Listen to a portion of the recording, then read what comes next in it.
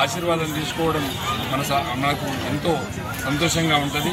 మరి అందరూ కూడా అష్ట ఐశ్వర్యాలు కలగాలని, ఆరోగ్యాలు కలగాలని, మరి అందరూ సంతోషంగా ఉండాలని, పాడి పంటలతో తెలంగాణ రాష్ట్రం తులతూగాలని మనస్ఫూర్తిగా కోరుకుంటాం.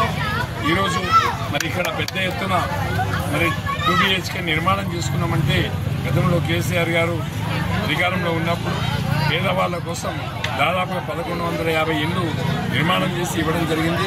చాలామందికి ఇల్లు కూడా పంచడం జరిగింది. కొంతమందికి ఇంకా ఇల్లు కంప్లీట్ రాలేదు.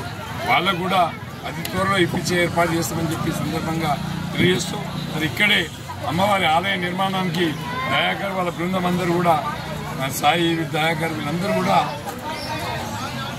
ఆలయ నిర్మాణానికి కంకణం కట్టుకున్నారు. ఆలయ నిర్మాణంలో మనం కూడా నా వంతు కూడా సహకారం అందించి గుడి నిర్మాణం వచ్చే సంవత్సరం జాతర గుడిలో జరగాలని చెప్పి మనస్ఫూర్తిగా కోరుకుంటూ